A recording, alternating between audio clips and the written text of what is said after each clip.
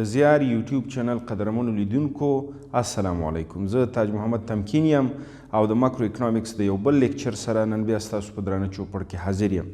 پرون یا تیر درس کې موږ د مانیټري پالیسي یا د پولي سیاست په اسبابو، وسایلو، اهدافو او د تطبیق په تګلارو یا لارو باندې وغږیدو. نن موږ غږیږو په فسکل پالیسي باندې یا په مالی سیاست باندې چې د دې نه هم حکومتونه د انفلاسیون د کنټرول لپاره عموما کار اخلي. فسکل پالیسي لکه مخکې چې ما ذکر کړې وه د مانیټري پالیسي سره په همغږۍ په یو هیواد کې تطبیقیږي او ډیره زیاته ضروري ده چې فسکل پالیسي او همداشان مانیټري پالیسي یعنی مالی او پولي سیاست یو د بل اهداف سره تعقیب کړی شي. داسې هیڅکله باید نشي چې د فسکل پالیسي شکل په انبساطي یا د ایکسپنشنري پالیسي په شکل او همداشان او مانیټري پالیسي د برعکس د انقباضي شکل باندې.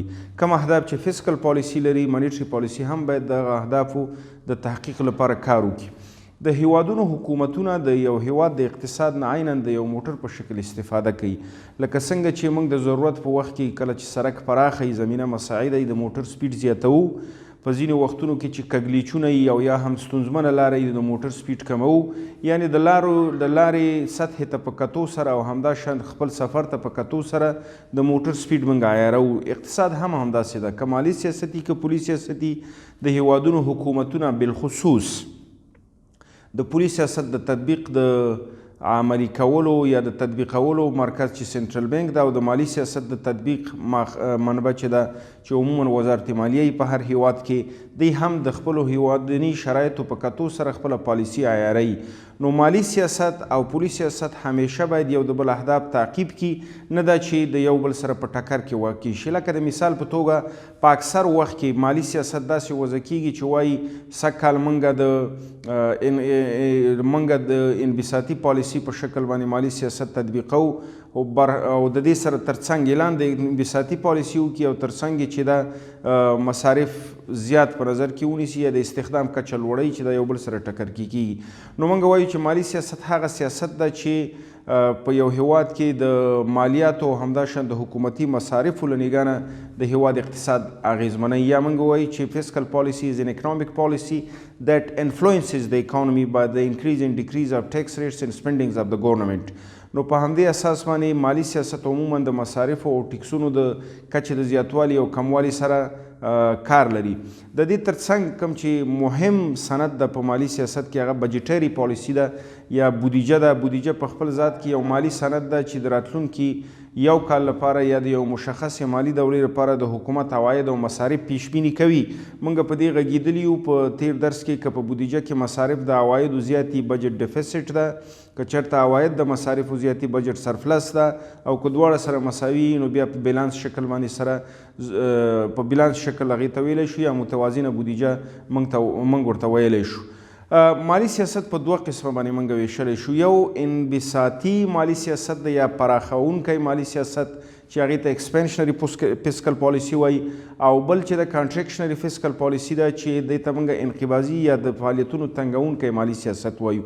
ایکسپنشنري فسکل پالیسي یا انبساطي مالی سیاست هغه سیاست ده په کوم کې چې حکومت غواړي چې د مالیاتو کچه ټیټه کړي او د مالیاتو د کچې ټیټولو سره اقتصادي فعالیتونه په یو هیواد کې زیات کړي. یعنې په دې معنی کله چې یو حکومت غواړي چې ګرماګرمي یو په هیواد کې د اقتصادي فعالیتونو زیاتوالی رامنځته کړي، او دا په دې معنی ده چې حکومت د قیمتونو د زیاتوالي سره هم خوښ ده. یعنې که قیمتونه لوړ شي یا د انفلاسیون یو حده پورې پورته لاړ شي نو دوی ورسره خوښ دي، ځکه چې د انفلاسیون ترڅنګ یا د قیمتونو د لوړوالي ترڅنګ په انبساطي سیاست کې د اقتصادي فعالیتونو زیاتوالی هم کیږي.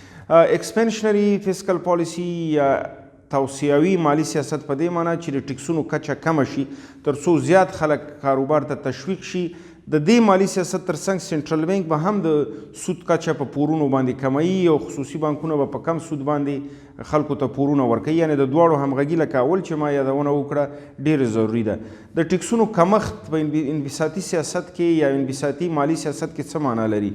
د ټکسونو کمښت دا معنا لري چې موږ د خلکو په لاسونو کې زیاتې پیسې پرېږدو چې هغې مصرف کړي. یعنې خلکو سره مور مني یا زیاتې پیسې پاتې کېږي. زیاتې پیسې څه معنا لري؟ یعنې د عامو خلکو لخوا زیات ډیمانډ رامنځته کول. کله چې د مصرف لپاره هغې سره پیسې زیاتي طبعا ډیمانډ هم زیاتي.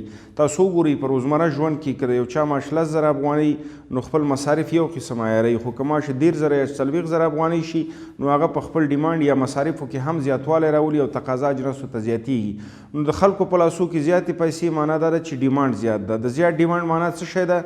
چې سپلایر یا عرضه کوونکی یا پروډیوسر به زیات تولید کوي تر څو د خلکو تقاضا مشبوع کړي. د زیات تولید څه معنا لري؟ چې یعنی مور جابز یعنی زیات استخدام. کله چې یو سرمایه ګزار زیات استخدام کوي، زیات تولید کوي، نو ضروري ده چې د زیات تولید لپاره زیات استخدام هم وکړي او زیات خلک په کار باندې وګماري. او د زیات خلکو ته په کار ګمارل یا زیات استخدام دا په خپله بذات خود خلکو ته د عوایدو د سرچینو رامنځته کول دي. نو په ایکسپنشنري مالي سیاست کې حکومتونه اکثرا د دې سیاست څخه هغه وخت استفاده کوي کله چې هیواد په اکنامیک ریسیشن کې یا د مثال په توګه د یو څه اندازې بحران سره مخامخ وي. نو د دې لپاره چې دغه اقتصادي بحران حل شي، د استخدام کچه زیاته شي، په هیواد کې اقتصادي فعالیتونه زیات شي، د خلکو لپاره د عایداتي منابعو زیاتوالی رامنځته شي، حکومتونه د انفلیشن سره خوښ وي، خو ترڅنګ د دې سره زیات اقتصادي ګټې هم رامنځته کیږي. عموما په مالی سیاستو کې د اکنامیک ریسیشن په دوره کې یا د اقتصادي کساد چې موږ ورته وایو یا اقتصادي بحران موږ ورته وایو، د دې نه استفاده کیږي. موږ او تاسو پوهیږو چې یو اقتصادي نوساني سایکل عموما 4 مرحلې لري، چې یو د اکنامیک ډپریشن مرحله ده چې انتهایی خراب حالت ده، او بل چې د اکنامیک گروت مرحله ده کله چې د اقتصادي رکود نه یو اقتصاد راوځي یا د یو مملکت اقتصاد راوځي د پرمختګ په لور حرکت کوي. بل اکنامیک پراسپریټي ده، درېمه مرحله ده د اقتصادي سایکل چې دې ته موږ اقتصادي رونق هم وایو، او بل موږ سره اکنامیک کرایسیس ده یا اکنامیک ډیکلاین 4مه مرحله چې د اقتصادي رونق تر یو حده وروسته د ځینې عواملو په اساس یعنی سیاسي بې ثباتي یا اقتصادي مسایلو په اساس باندې د یو هیواد ملي عاید راټیټیږي. اقتصادي بحران یعنی په 2 روبو کې د کال د یو هیواد ملي عاید مسلسل کته راتلل، دې ته موږ اکنامیک کرایسیس وایو. د دې اقتصادي سایکل په هره مرحله کې موږ کولی شو د همغه سیستم سره مطابق مالی سیاست عیار کو. عموما د انبساطي مالی سیاست نه هغه وخت استفاده کیږي چې په هیواد کې اقتصادي ستونزې زیاتې. دوهم ډول د مالی سیاست چې موږ د انفلاسیون د کنټرول یا د درجې د کمښت لپاره استعمالو هغه کانټریکشنري فیسکل پالیسي ده یا انقباضي مالی سیاست. کانټریکشنري فیسکل پالیسي هغه سیاست ده په کوم کې چې حکومتونه کوشش کوي چې د ټیکس درجه یا د ټیکس لیول زیات کړي او همداشان په خپلو مصارفو کې د پام وړ کمښت رامنځته کړي. د انقباضي مالی سیاست معنا دا ده چې د خلکو په لاسو کې کمې پیسې پاتې شي د مصرف لپاره، په همدې اساس حکومت په لوړه درجه ټیکس لګوي، یعنی 5% نه په ټیکس زیاتوي په 10%، یا امکان دی ولري چې په ځینو نورو مواردو باندې هم ټیکس ولګوي. لکه تاسو وګورئ د کرزي صاحب په اولو دورو کې یا په لومړیو کلونو کې په خوراکي توکو باندې مالیات عموما معاف وو، ولې اوس اکثریتو باندې نوي وضع شوي دي مالیات پرې لګېدلي. نو دغسې مسایل په کانټریکشنري پالیسي کې رامنځته کېږي چې یا خو د ټیکس موجوده درجه زیاتېږي د 5% نه 10% ته ارتفاع کوي، او یا هم په نوو شیانو باندې ټیکسونه لګېږي. نو په همدې اساس باندې د دې هدف دی چې لیس منی یا د خلکو په لاسونو کې کمې پیسې پاتې شي.